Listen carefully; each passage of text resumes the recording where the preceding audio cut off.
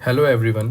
तो जैसे कि आप इस वीडियो का थंबनेल देख के समझ गए होंगे कि ये वीडियो किस बारे में होने वाली है, तो मैं आपको अपनी पूरी स्ट्रेटजी यहाँ पे बताने वाला हूँ कि कैसे मैंने अपने फर्स्ट अटैम्प्ट में 160 प्लस स्कोर करके grade c and grade d दोनों का स्किल दिया और अब मेरा रिज़ल्ट वेटिंग में है।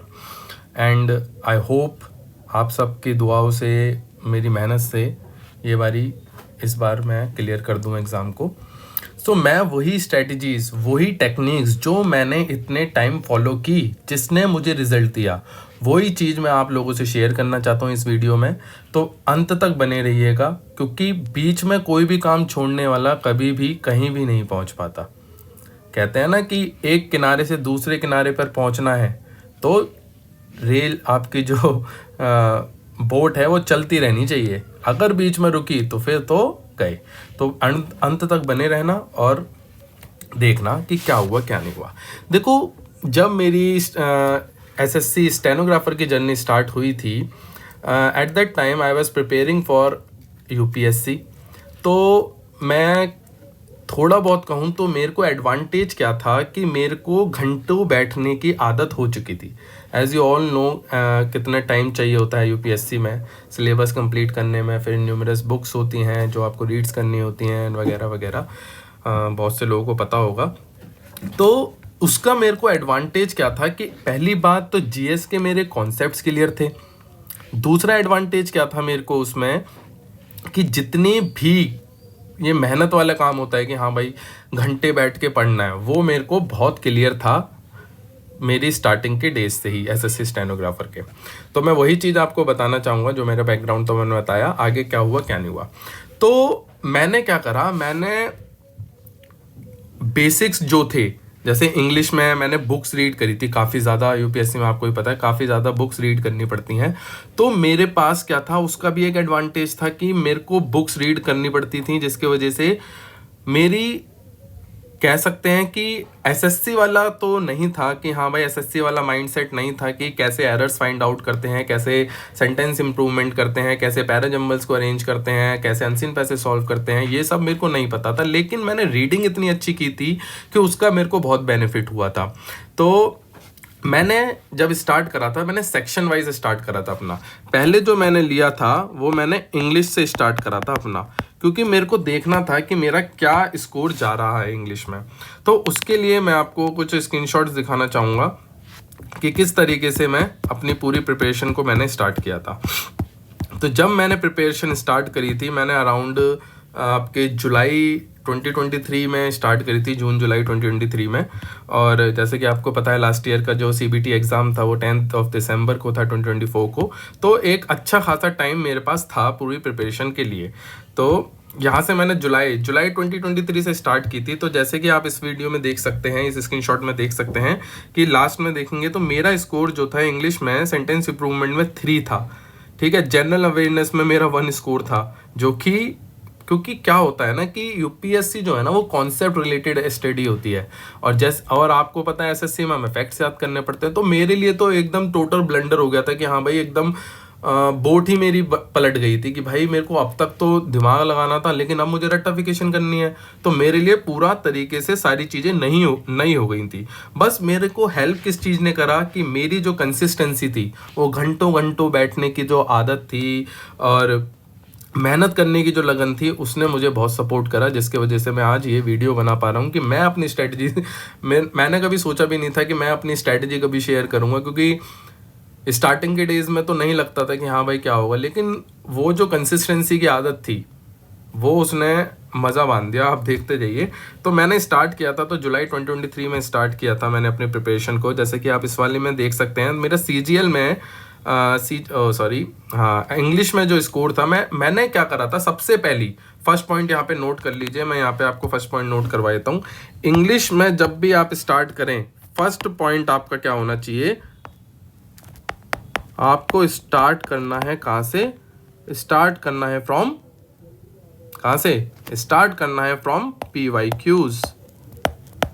पहला पॉइंट नोट डाउन करते रहना, ये पॉइंट यही इंपॉर्टेंट होने वाले हैं। लास्ट में जब हम समराइज करेंगे इस पूरी वीडियो को, तो यही पॉइंट सबसे इंपॉर्टेंट होने वाले हैं कि सबसे पहले मैंने क्या किया था, मैंने स्टार्ट किया था PYQs से। मैंने CGL के PYQs दिए, मैंने आपके स्टेनो के दिए, मैंने CHSL के दिए। लास्ट मोमेंट जब था एग्ज़ाम का तब तो मैंने कुछ भी एग्ज़ाम नहीं छोड़ा था, be it CPO, be it वो जो होता है हमारा सिलेक्शन पोस्ट होता है, बी इट MTS, सबके टेस्ट देता था मैं। तो पहली चीज़, test is must, test is must. चाहे आप अपनी प्रिपरेशन के कोई से भी स्टेज पे हो, चाहे आपका 50% सिलेबस कंप्लीट हुआ हो, 60% हो, 70, 80, 90 भी कुछ भी हो, आपको डे फर्स्ट से टेस्ट दे के चलना है।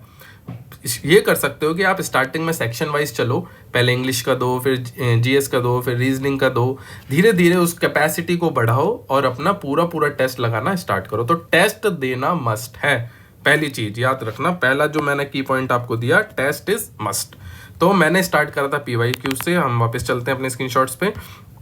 तो जब मैंने PYQs के स्टार्ट करा था तो आप स्कोर देख सकते हैं कि कैसे मेरा CGL में इंग्लिश में मेरा 32 नंबर आए थे 50 में से। ये मेरे इनिशियल हैं जब मैंने स्टार्ट किया था जुलाई।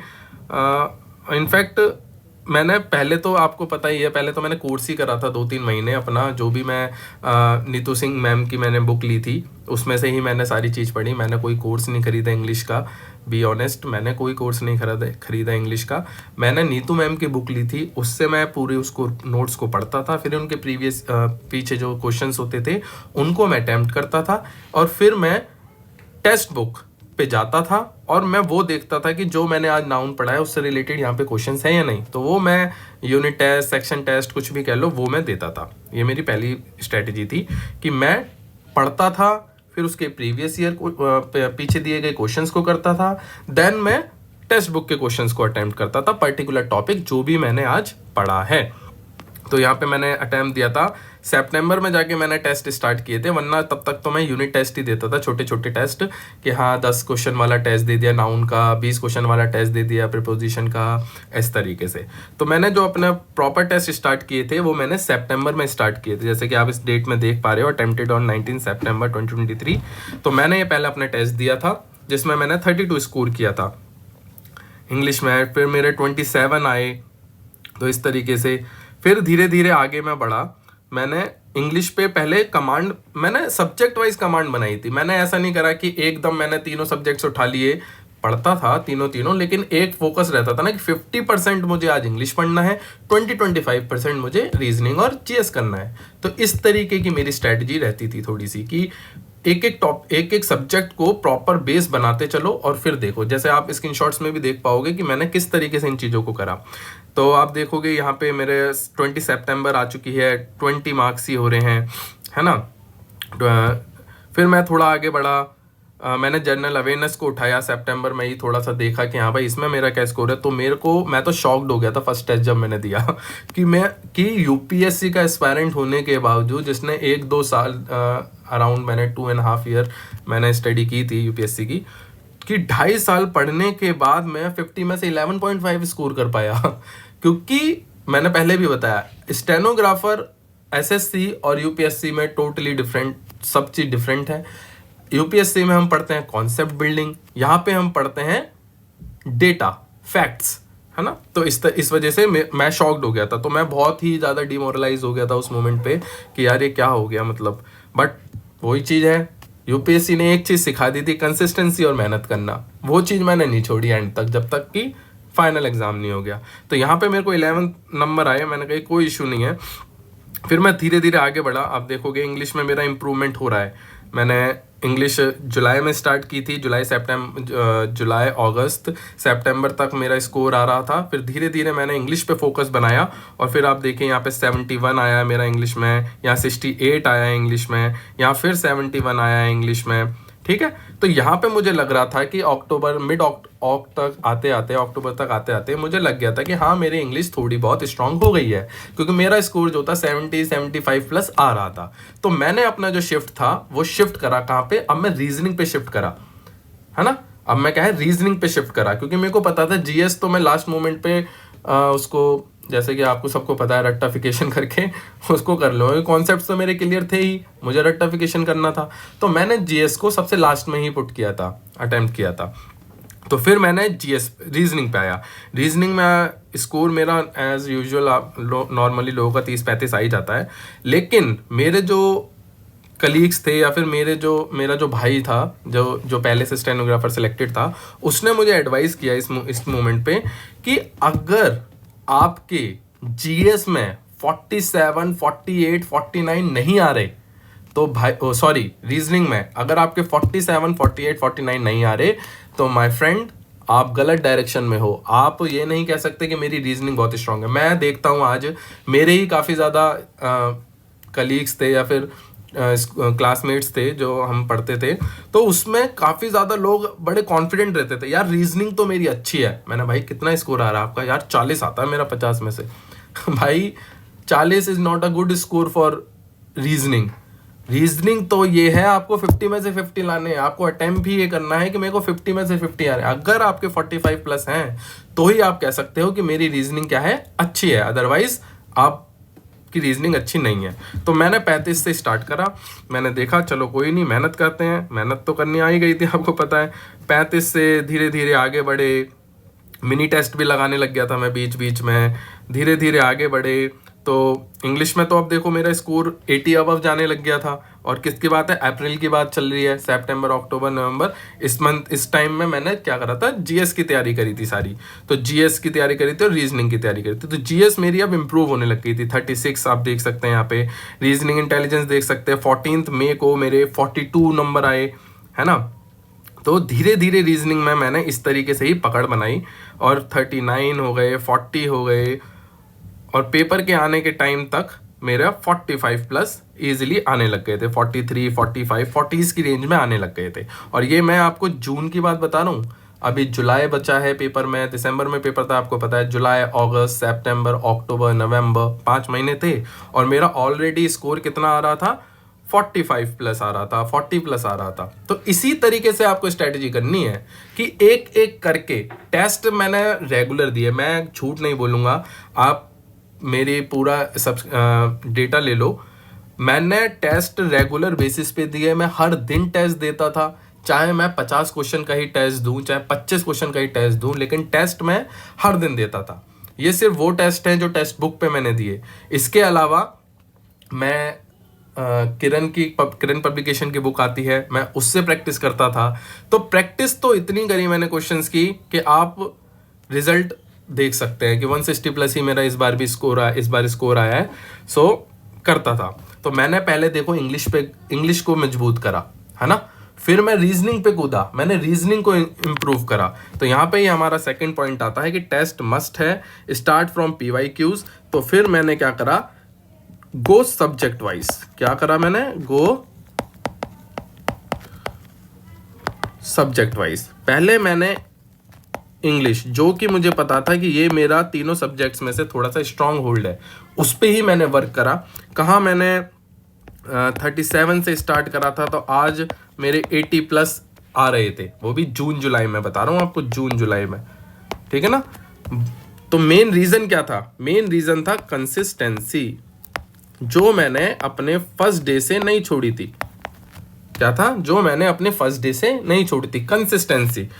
रेगुलर टेस्ट दिए थे मैंने। क्या किए थे? रेगुलर टेस्ट दिए थे। उन टेस्ट का मैंने प्रॉपर एनालिसिस किया था। क्या किया था? प्रॉपर एनालिसिस किया था। तो यही चीजें, consistency, regular test, proper analysis और लास्ट चीज रिवीजन, इन चीजों पे आपको वर्क करना है। प्रोसेस क्या रहेगा? पहले आपको यूनिट टेस्ट देने हैं स्टार्टिंग में, जो टॉपिक आप पढ़ो उसका टेस्ट दो।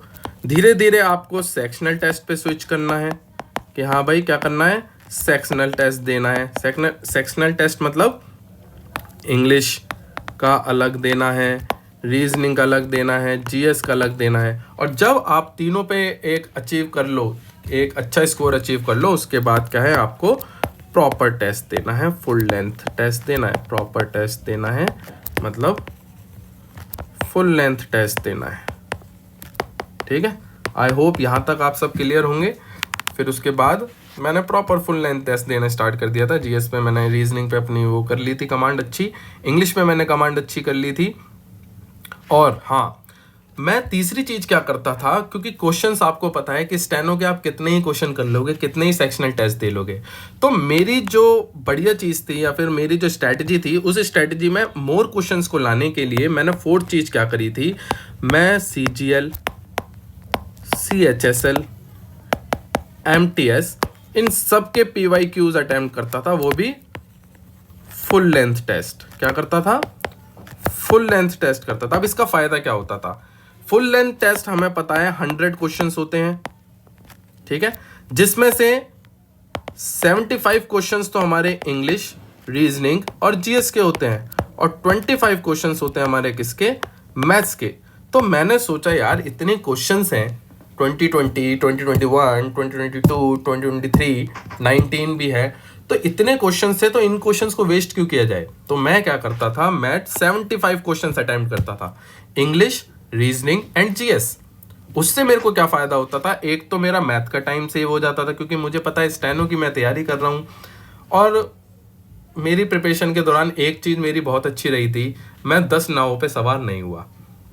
UPSC से जब मैंने स्विच किया तो मेरे माइंड में क्लियर था कि एक पेपर पकड़ूंगा, उसी में अपनी जी जान लगा दूंगा। वही चीज मैंने करी। मैंने एक पेपर पकड़ा, कौन सा? SSC स्टेनोग्राफर, क्योंकि मेरा भाई उसी टाइम पे सिलेक्ट हुआ था, तो मेरे को पता था प्रॉपर गाइडेंस भी मिल जाएगी इससे रिलेटेड, और पेपर्स के कंपैरिजन में थोड़ा सा लीनियंट भी है, थोड़ा इजी भी पड़ता है थोड़ा, ठीक है। तो मैंने 75 क्वेश्चंस अटेम्प्ट करता था, इनके तीनों के, इंग्लिश, रीजनिंग, GS, और इन्हीं का एनालिसिस करता था। तो जैसे कि आप इस वाले स्क्रीनशॉट में देख रहे होंगे, सबसे पहले 82 क्वेश्चंस, 82.5 नंबर आए थे इसमें। तो इसमें क्या था कि मेरा जो टारगेट होता था कि 30 मिनट्स में मुझे इन तीनों सेक्शंस को कंप्लीट करना है। ये मैं टाइम के लिए अपने करता था, 75 क्वेश्चन, और टाइमिंग कितनी होनी चाहिए? 30 मिनट्स। इस तरीके से मैं प्रैक्टिस करता था। ये मेरा, मैं कहता हूँ, बहुत स्ट्रांग होल्ड था। मतलब एक कहते हैं ना पिलर्स, कि हाँ भाई डेमोक्रेसी के 3 पिलर्स हैं, इसी तरीके से ये मेरा मेन पिलर था। क्या था? मेन पिलर था कि मैं CHSL, MTS, CGL इनके टेस्ट को अटेम्प्ट करता था और 75 क्वेश्चन अटेम्प्ट करता था, बस।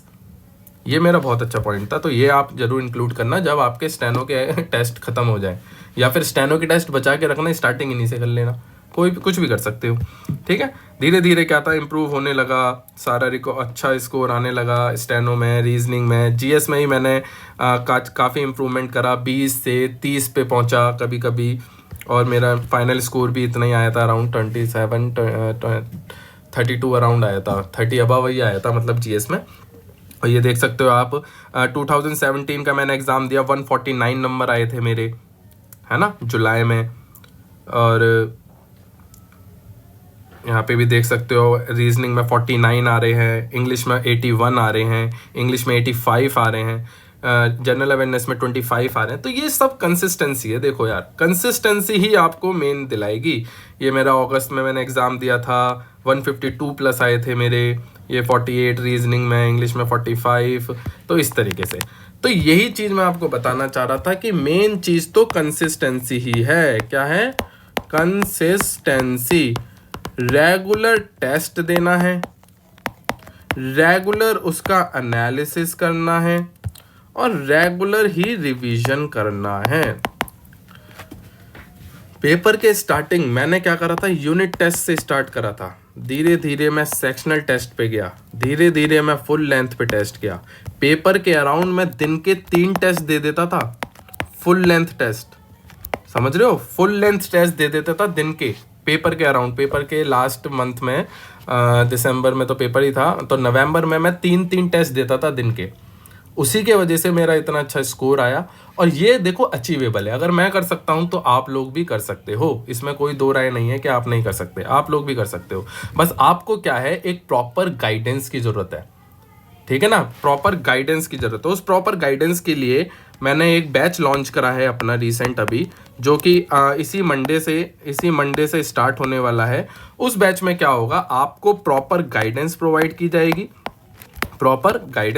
की जाएगी, जिसमें मैं आपको कॉन्सेप्ट्स को पढ़ाऊंगा भी और हम रेगुलर टेस्ट भी लेंगे। देखो टेस्ट मैं छोड़ने वाला नहीं हूँ। अब चाहे इस बैच में मेरे कोई बिगिनर एनरोल करे या फिर कोई प्रीवियस जिसका 120 130 स्कोर आ रहा है, 100 से 100 110 120 आ रहा है, वो एनरोल करे। हमें टेस्ट रेगुलर देने हैं। यही मेरी कंसिस्टेंसी थी, मेरे स्कोर करने का राज था, और यही मैं चाहूंगा कि आप लोगों की कंसिस्टेंसी बने। तो एक हम पूरा टाइम टेबल बनाएंगे। क्या बनाएंगे? पूरा टाइम टेबल बनाएंगे कि किस तरीके से हमको अपना पूरा दिन यूज करना है। क्योंकि देखो आपको पता है कि एग्जाम डेट्स आउट हो चुकी हैं और हमारा जो एग्जाम है वो अगस्त में ही होने वाला है। सबसे पहले हमारा ही एग्जाम है, इनफैक्ट सीजीएल में, एसएससी में सबसे पहले हमारा ही एग्जाम है स्टेनो का। तो उसके लिए हम पे टाइम बहुत कम है, तो रेगुलर टेस्ट हमें अभी से स्टार्ट करने पड़ेंगे। तो पेस थोड़ा ज़्यादा रहेगा इस बैच का क्योंकि टाइम कम है। मैं चाहता हूं कि जितने हमारे स्टूडेंट्स हैं, जितने मेरे भाई बहन हैं, उन सबका सिलेक्शन हो इस बार, जो भी मेहनत करता है। देखो मेहनत हर कोई करता है, लेकिन एक रूल मैं यहाँ पे आपको बताना चाहूंगा। 6+1 क्या होता है? जवाब दीजिए, सब कमेंट्स में जवाब दीजिए। 6+1 इक्वल टू, हमें सबको पता है 7, है ना? लेकिन 7-1 क्या होता है? कोई जवाब देगा? यार इतने इजी सवाल पूछ रहे हो सर, आप सही में एसएससी पढ़ाने वाले हो क्या?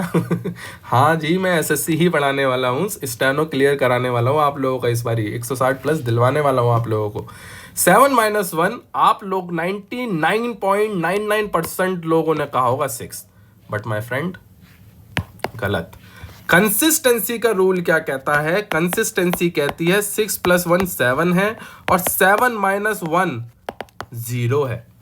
एक दिन भी कंसिस्टेंसी का मिस हुआ तो हमारा पूरा ही जो कंसिस्टेंसी है वो 0 हो जाती है। तो इसी रूल को हमें फॉलो करना है अपनी पूरी प्रिपरेशन के दौरान कि भाई स्टार्टिंग से लेके एंड तक हमारी कंसिस्टेंसी ब्रेक नहीं होनी चाहिए। ठीक है, तो मैं आपको बैच के बारे में बता देता हूँ। ये बैच जो है, इसकी फीस जो है, सबसे पहले फीस ही पूछते हैं सारे बच्चे। 3500 रहने वाली है फॉर फर्स्ट 15 स्टूडेंट्स जो भी एनरोल करेंगे। आपको नीचे एक लिंक दे दूंगा मैं व्हाट्सएप ग्रुप का अपने, उसमें जाके आप ऐड हो जाइए और इंटरेस्टेड वन मुझे डीएम भी कर सकते हैं। वीडियो के लास्ट में भी मैं अपना नंबर डाल दूंगा, यहाँ भी मैं अपना नंबर लिख देता हूँ 8285463368।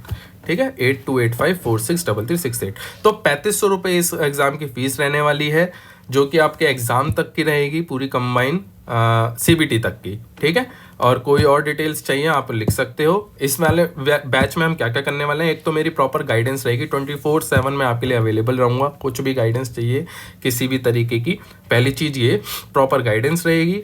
दूसरी चीज़ क्या प्रोवाइड कराई जाएंगे, इसमें आपके पहले कॉन्सेप्ट्स को क्लियर किया जाएगा। ठीक है, कॉन्सेप्ट्स पे काम किया जाएगा। जो इंग्लिश के कॉन्सेप्ट्स हैं, बीट fixed preposition, phrasal verbs, rules हो गए, गोल्डन रूल्स हो गए। फिर रीजनिंग पे आपके कॉन्सेप्ट्स को क्लियर किया जाएगा कि किस तरीके से 45+ लाना है। मेन टारगेट अपना यही है कि 45, 46, 47, 48, 49, 50। 45 से नीचे अगर रीजनिंग में आ रहे हैं तो नॉट एक्सेप्टेबल। ठीक है, उसके बाद हम जीएस पे काम करेंगे। देखो जीएस पे काम किस तरीके से होगा। जीएस में हम पे टाइम कम है, तो जीएस में हमारे को थोड़ा सी अप्रोच अपनी चेंज करनी पड़ेगी। वो जो हमारी ट्रेडिशनल अप्रोच है कि पहले मैं आपको हिस्ट्री पढ़ाऊंगा, देन मैं पॉलिटी पढ़ाऊंगा, देन मैं ज्योग्राफी पढ़ाऊंगा, उस चीज़ को करने बैठे तो हमारे पास 3 महीने हैं, जैसे कि आपको पता है, कुछ भी नहीं हो पाएगा। हम क्वेश्चन बेस्ड तैयारी करने वाले हैं, क्वेश्चन बेस्ड। उसके लिए मैं आपको बैच में बताऊंगा किस तरीके से हमारी स्ट्रेटेजी होने वाली है। बट एक बारी बैच एनरोल करने के बाद आपकी सारी जिम्मेदारी मेरे पास है। आपको कैसे 150 160+ लेके आना है, वो सारी जिम्मेदारी मेरी रहेगी। तो आप इस बैच में एनरोल कीजिए। मोर डिटेल्स के लिए मुझे कॉल कीजिए, मैसेज कीजिए। I am totally available for you any time. और बस यही स्ट्रेटेजी थी। बाकी मिलते हैं बैच में। ठीक है, मंडे ऑनवर्ड्स स्टार्ट होने वाला है। 9th 10 11 12 12th ऑफ मई से ये बैच स्टार्ट होने वाला है। ठीक है, so see you soon guys. I hope आपको ये वीडियो अच्छी लगी होगी। लाइक सब्सक्राइब करें, अपने दोस्तों के साथ शेयर करें और इस जर्नी में हमारे साथ जुड़ें। Okay, bye bye, good night, take care.